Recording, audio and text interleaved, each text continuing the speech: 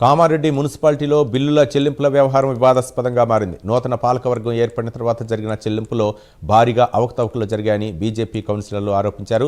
దాదాపు 1.70 కోట్ల నిధుల వినియోగంపై అనుమానాలు వ్యక్తం చేస్తూ జిల్లా కలెక్టర్కు ఫిర్యాదు చేశారు. దీనిపై సమగ్ర విచారణ జరిపి బాధ్యులపై చర్యలు తీసుకోవాలని డిమాండ్ చేశారు.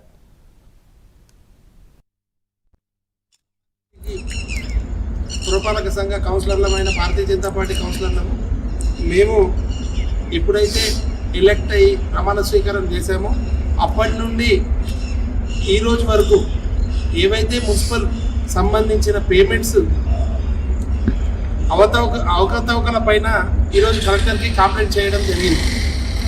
ఈ 4 నెలల్లో సుమారు 3 కోట్ల వరకు పేమెంట్స్ అనేది వాళ్ళు ఇవ్వడం జరిగింది.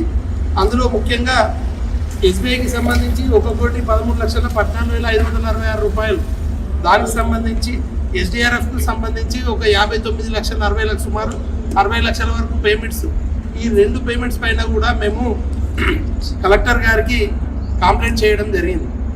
ఏవైతే ప్రజలకు పనిచేసే అవసరాల నిమిత్తం పేమెంట్స్ చేసే మేము పూర్తిగా దానికి సహకరిస్తాం.